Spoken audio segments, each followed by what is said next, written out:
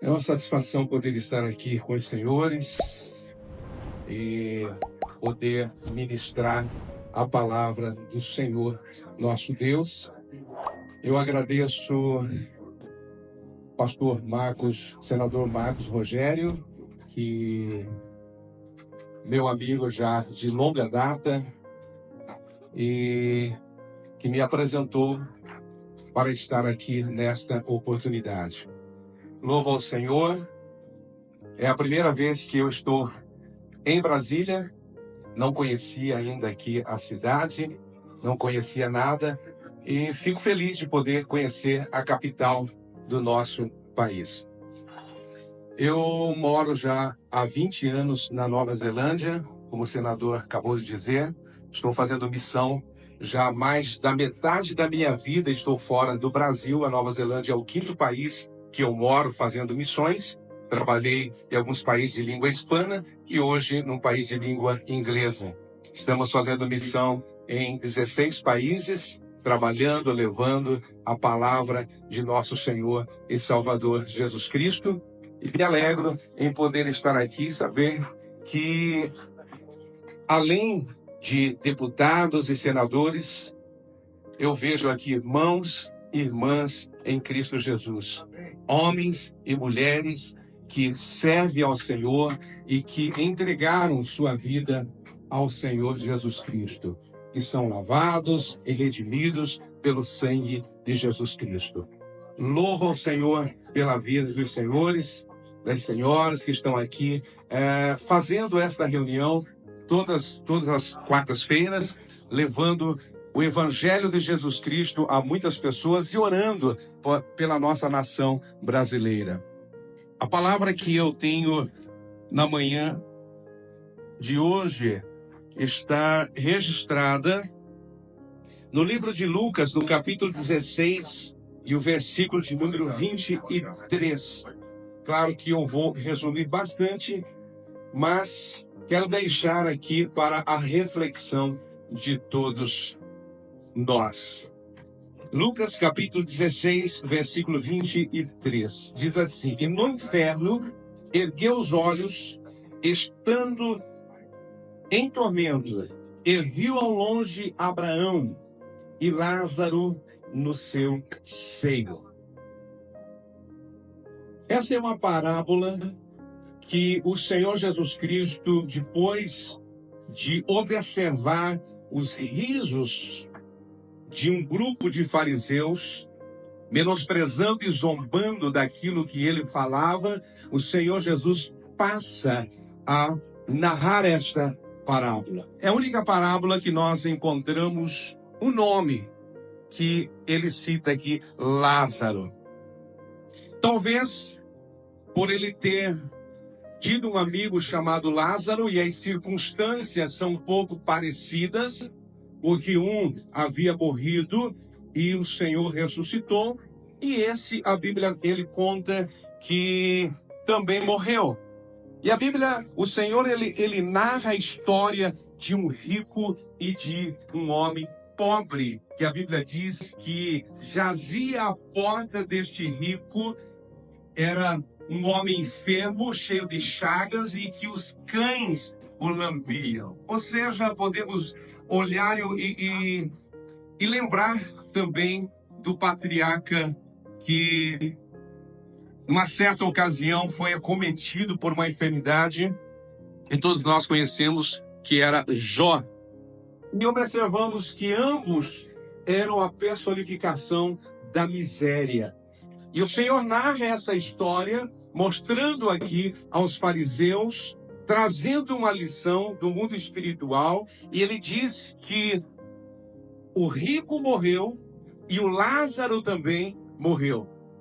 Até então nós não encontramos nenhuma diferença aqui, porque ambos morreram. Porém, a diferença é que o rico morreu e a Bíblia diz que ele foi sepultado. Porém, a Bíblia diz que Lázaro morreu e foi levado pelos anjos. Ao dizer isso, o Senhor também estava mostrando aqui aos saduceus que não criam na existência de anjos e nem na ressurreição.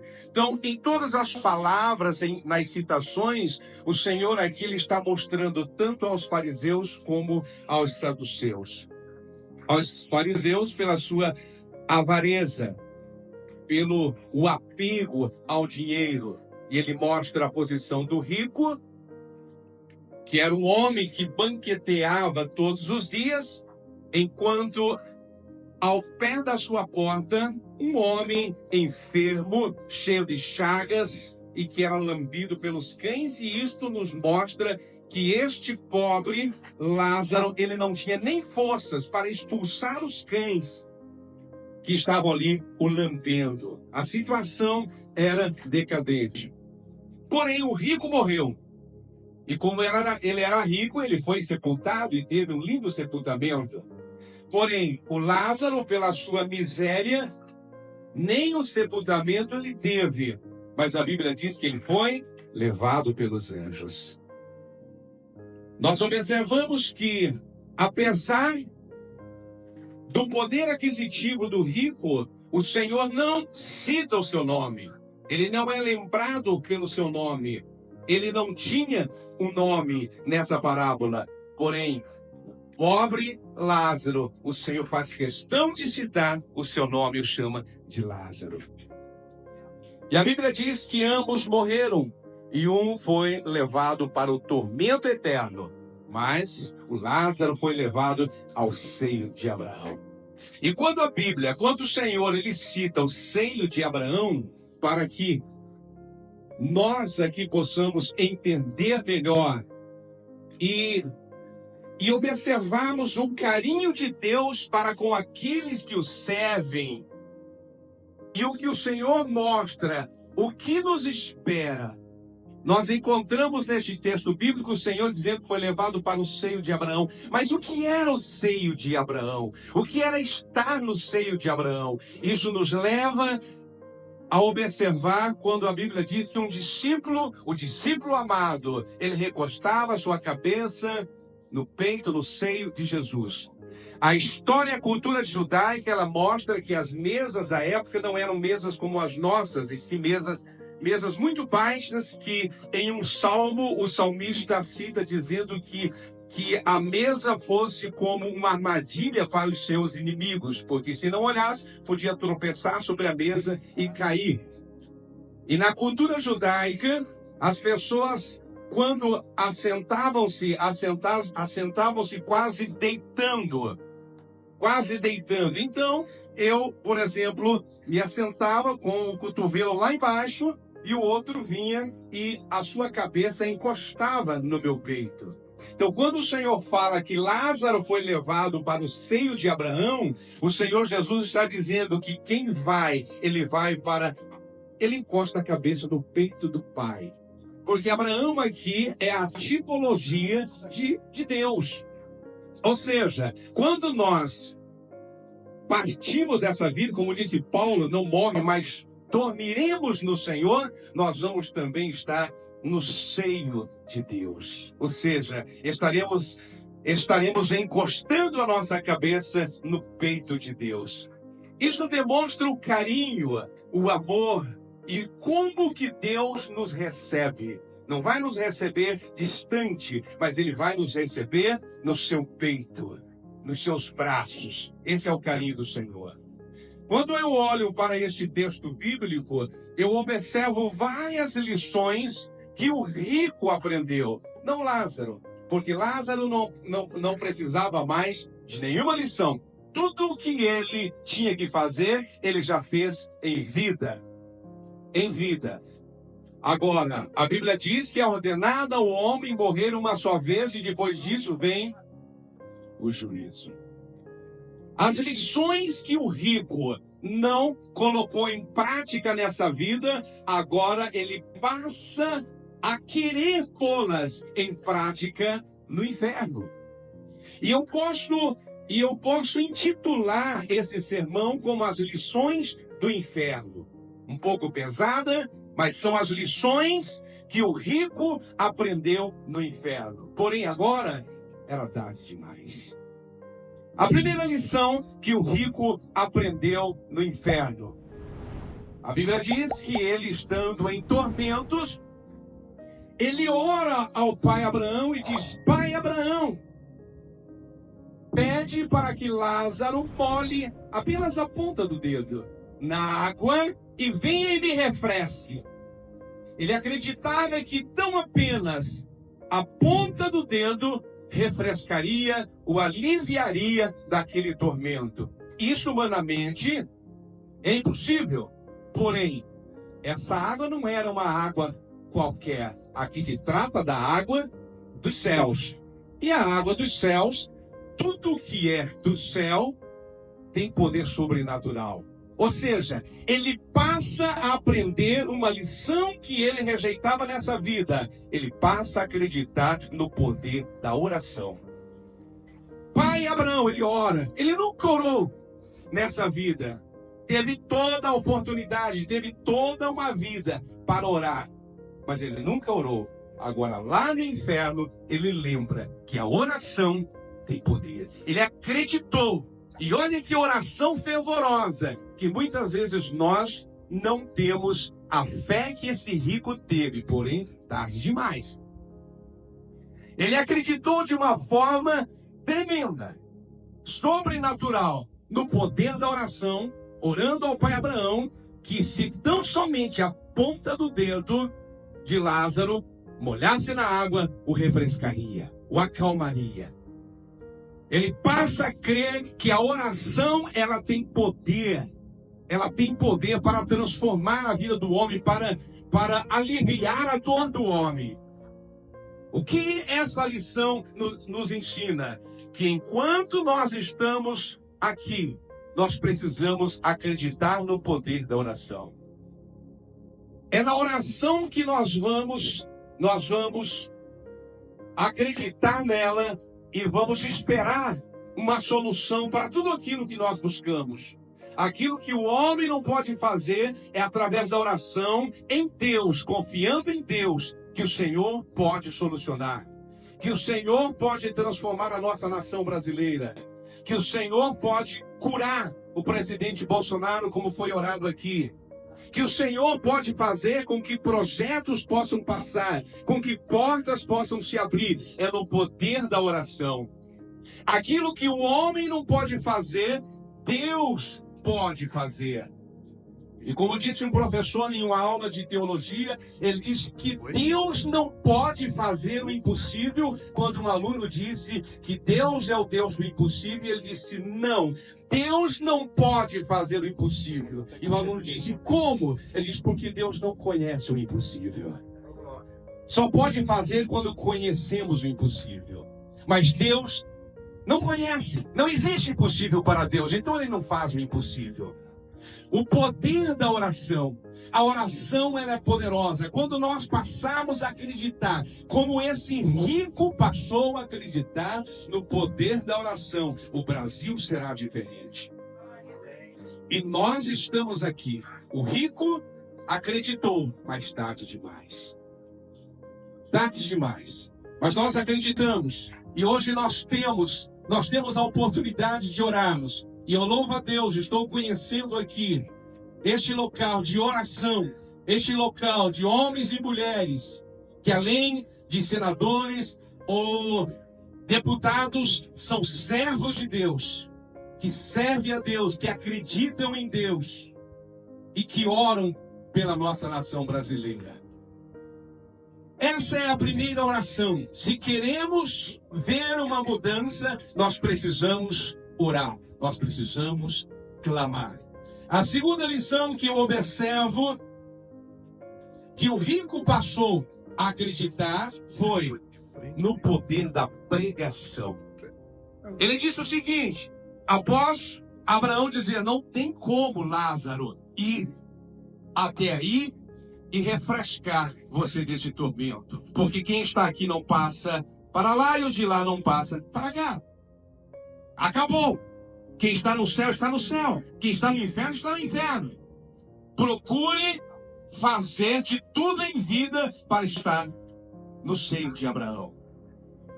Quando ele não recebe esse primeiro pedido, ele parte para a seguinte lição, que é a lição do poder da pregação. E ele diz o seguinte: Pai Abraão, então faça o seguinte: envia Lázaro até a casa do meu pai, porque eu tenho 5 irmãos, para que ele pregue para eles, para que eles não venham para onde eu estou em tormento.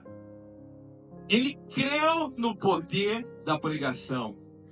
Em vida ele não cria, mas agora no inferno ele passou a crer que se pregasse, os seus 5 irmãos se converteriam. Tarde demais. Tarde demais. O que nós vivemos hoje, pregamos a palavra de Deus, e muitos estão rejeitando a palavra de Jesus Cristo. Haverá um dia que muitos, como o rico, que desacreditaram, não valorizaram o poder da pregação em vida, lá no inferno, vão acreditar. Mais tarde demais. O rico passou a acreditar no poder da pregação, que se Lázaro fosse até a casa do seu pai e pregasse, os seus 5 irmãos se converteriam. É crer no poder da pregação. E Abraão disse o seguinte: olha, se eles não creem em Moisés e nem nos profetas, muito menos crerão na palavra de um morto. Muito menos. E quando o Senhor cita o nome em uma parábola que não era comum, parábola não tem nome de pessoas, e ele cita Lázaro, isso nos leva, e muitos acreditam nisso, apesar de não estar registrado, lembrando de Lázaro, porque quando Lázaro ressuscitou, aí nós observamos o seguinte: ele morava numa pequena aldeia em Betânia. Toda a aldeia se converteu quando Lázaro ressuscitou, diante de tamanho milagre do sobrenatural. A ressurreição de Lázaro era para toda aquela província se achegar a Jesus Cristo. Por isso aconteceu? Não, senhores. Ou seja, a ressurreição de Lázaro não levou com que toda aquela aldeia se convertesse. Então Abraão sabia que Lázaro voltando também não ia acontecer isso. E o que isso nos leva também a observar e passar a acreditar ainda mais que não é um milagre que transforma o homem, mas é a palavra de Deus que transforma o ser humano. Enquanto muitos correm atrás de milagres como o rico, Lázaro ressuscitando, os meus irmãos vão olhar e dizer: ele ressuscitou, então agora eu quero aceitar a esse Jesus como meu Salvador. E Abraão, sabendo que o milagre não transforma o homem, o que transforma o homem é a palavra de Deus. Glória a Deus. A palavra de Deus é que transforma o ser humano. Não é um milagre de uma cura, não é um cego enxergando, não é um paralítico caminhando, mas é a palavra de Deus que vai tocar o coração mais profundo do ser humano. Por quê? Porque a palavra de Deus, ela é poderosa, ela tem unção, ela tem poder para transformar a vida do ser humano, assim como nos transformou. Essa é a palavra do Senhor. Nós fazemos missões em 16 nações, e uma delas é no Nepal. A missão que nós fazemos é só na igreja perseguida, na janela 10h40. Eu quase morri por 3 vezes no Nepal. Uma vez por alimentação, segunda vez por um ataque espiritual, e a terceira vez explodiram o ônibus onde era para eu estar nele. E Deus me tirou do ônibus, eu entrei no outro, depois que eu estava numa altura do caminho, nas montanhas do Nepal, saiu na televisão que a metade para frente do ônibus foi explodido. E a minha poltrona era a primeira naquele ônibus. E nós pregamos lá. No alto de uma montanha, nós temos cerca de 20 igrejas no Nepal. Mais de 2.000 membros lá, todos nativos. No alto de uma montanha, nós temos uma igreja pequena, de coberta de palha, chão batido, não tem cadeiras, as pessoas sentam no chão. E dentro daquela igrejinha, uma igrejinha muito pequena, nós temos 450 pessoas dentro daquela igreja, como uma latinha de sardinha. Como que isso começou? Através de um homem que era líder da comunidade e Deus salvou ele e toda a comunidade se converteu. A palavra de Deus, ela é poderosa para transformar o ser humano. Transformar o ser humano. Num país hinduísta, Deus está transformando vidas. Deus está regenerando vidas. Deus está libertando vidas. Num país hinduísta. Nós vivemos na nação brasileira com todas as dificuldades, mas nós temos que louvar a Deus e agradecer a Deus pelo que nós temos aqui. Não sei se os senhores e as senhoras têm conhecimento, por exemplo, o bafômetro no Nepal. O bafômetro. O bafômetro no Nepal, eu estava junto com o pastor nosso, que é missionário, o pastor Padam, dirigindo, e eu de caroneiro. Não me encorajo a dirigir no Nepal, porque o trânsito é muito doido. E aí o guarda paramos, era o bafômetro. Sabe como era o bafômetro? O guarda pede para baixar no vidro, a janelinha, o pastor baixa a janelinha do carro, ele coloca a cabeça dentro do carro e cheira a boca do pastor. Esse é o bafômetro do Nepal. Eu sempre costumo dizer, às vezes nós reclamamos daquilo que nós temos no Brasil. Eu digo, não vamos reclamar, porque Deus pode nos levar lá para o Nepal e nos dar um trabalho para cheirar a boca do povo 8 horas por dia. 8 horas por dia cheirando a boca do povo. Morreu. Não é fácil. Mas o poder da palavra de Deus está transformando vidas. O nosso missionário no Nepal, ele era hindu. E quando ele se converteu, ele quase foi morto, porque as pessoas bateram tanto nele de vara de bambu que ele quase morreu, mas está lá servindo ao Senhor. Servindo ao Senhor. Há 2 semanas realizamos um trabalho no Paquistão, uma cruzada evangelística para mais ou menos umas 3 mil pessoas no Paquistão. Sabe como que os nossos diáconos se portam para nos proteger lá no Paquistão, que é um país muçulmano? Com metralhadoras na mão. Faz um cordão de diáconos com metralhadora na mão para proteger. E todos os irmãos que vêm ao culto têm que ser revistados. Irmãos, todos. E agora, há poucos dias, 2 missionários foram mortos no Paquistão. Sabe o que nós fazemos no Paquistão? Nós resgatamos as vidas das fábricas de tijolos, escravidão, pessoas que são escravas nas fábricas de tijolos. Nós pagamos $8.000 para libertar uma família da escravidão das fábricas de tijolos. Já libertamos várias pessoas. No Nepal, nós temos uma casa chamada Sahara, que quer dizer é uma casa de Deus, algo assim, Sahara.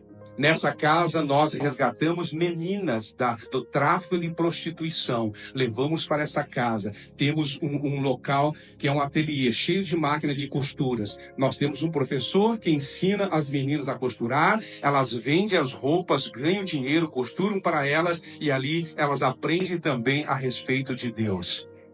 São discipuladas. É a palavra de Deus, a palavra do Senhor. E a palavra de Deus, ela está sendo espalhada mundo afora. Existem nações que às vezes nós desconhecemos do grande avivamento que Deus está fazendo no mundo através da palavra de Deus. Fiji, 3 horas do país que eu vivo, Nova Zelândia. 3 horas, Fiji, uma pequena ilha. Mais de 50% da população são cristãs. Desde o alto escalão, pessoas cristãs. Um dos maiores avivamentos hoje no mundo, Fiji. E muitos não conhecem. China. Eu tenho uma nora minha que é chinesa, 100% chinesa. Mas aprendeu a falar português. Ela é chinesa. A China até 2030 é para ser o país mais cristão do mundo, com 200 milhões de cristãos. Mas para entrar no evangelho na China é muito difícil. Ano passado eu estive visitando meu filho na China e fui à igreja e pedi para o meu filho me apresentar ao pastor da igreja, porque eu queria, ainda quero fazer um trabalho missionário na China. Ele me apresentou, é uma pastora, me recebeu muito bem e eu contei o projeto missionário que nós temos e queríamos fazer uma parceria para ajudar a igreja na China. A pastora disse assim: pastor, não tem como, porque a igreja aqui, uma igreja grande com umas 3.000 pessoas, não é nossa. A igreja é do governo, com câmeras dentro da igreja, sendo monitorada. E eu fui mais além, eu disse, e o meu filho congrega com vocês, e eu quero pedir para que vocês usem ele para cantar, para tocar, ele é músico, usem ele como músico na igreja. A pastora disse: não pode, pastor, porque ele é estrangeiro. Não pode. A esposa dele pode fazer tudo aqui, porque ela é chinesa, mas ele não pode fazer nada aqui na igreja. E eu ainda insisti, porque eu não entendi que não podia fazer nada. Eu disse assim: então usa ele para arrumar as cadeiras da igreja, para limpar os banheiros. Ela olhou para mim e falou assim: pastor, não pode fazer nada. Nem limpar banheiro aqui ele pode fazer. Essa é a situação da China, da igreja. Essa é a situação. Porém, a palavra de Deus está transformando vidas na China. A palavra do Senhor está transformando e a igreja está crescendo. Aleluia. Aquilo que o rico creu, tarde demais, ele creu no poder da palavra que podia transformar os seus 5 irmãos. Nós acreditamos que realmente a palavra de Deus está salvando vidas ao redor do mundo. A nação brasileira, meus irmãos, é uma potência e muitas vezes nós não entendemos. Quando eu cheguei à Nova Zelândia, eu vou concluir aqui pelo horário, poderia falar muitas coisas a respeito das lições aqui do rico. Mas para concluir, quando cheguei à Nova Zelândia, fui me apresentar ao meu pastor, que eu fui à Nova Zelândia a convite da igreja inglesa da Nova Zelândia, não enviado pelo Brasil. E quando eu cheguei, me apresentei ao pastor, e o pastor me recebeu muito bem, e ele perguntou para mim: o que você está achando da Nova Zelândia? Eu falei assim: muito bonita, né? Uma ilha pequena, um país acolhedor. Porém, muito distante do Brasil. Aqui é os confins da terra. E ele disse para mim assim: não, aqui não é os confins da terra. Eu vou provar para você que aqui é o começo da terra. Qual é o primeiro país a celebrar o ano novo? Eu disse: Nova Zelândia. Ele diz: onde o sol nasce primeiro no mundo? Eu falei: em Gisborne, 4 horas da minha casa. Ele falou assim: tudo começa aqui. Como é que aqui é os confins do mundo? Aqui é o início do mundo. Ele falou assim: o seu país, o Brasil, os confins da terra. E ele olhou para mim e disse assim: pastor, a igreja brasileira é uma potência. A igreja brasileira nos enche de orgulho. Mas eu quero dizer para o senhor, com todo respeito, é um gigante adormecido. Essa é a visão da igreja lá fora do Brasil. Eles acreditam que o Brasil, ele falou assim: a igreja brasileira, se juntar o resto do mundo, não dá o tamanho da igreja brasileira. E isso nos orgulha. Porém, a igreja está devagar. Ele usou esse termo: é um gigante adormecido. Que a palavra de Deus possa contagiar a nossa alma. Que a palavra de Deus possa surtir o efeito que surtiu no coração daqueles discípulos no caminho de Emaús. Lembro que um disse para o outro: não ardia nosso coração quando ele falava conosco. Que esta palavra continue queimando a nossa alma. Porque infelizmente em muitos já não queimam mais.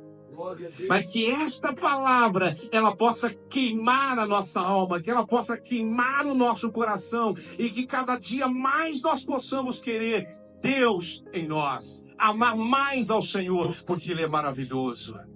Ele é maravilhoso. Jesus é maravilhoso, Ele morreu por nós, Ele derramou o seu sangue por nós. E eu quero dizer, o céu é real, o inferno também é, e o arrebatamento da igreja é real. Não existe outro caminho que nos conduza à vida eterna. Só Jesus Cristo, Ele é o caminho, Ele é a verdade e Ele é a vida. Que Deus os abençoe. Que Deus os guarde, que Deus continue usando os senhores e as senhoras para que a nossa nação brasileira possa ter um rumo diferente.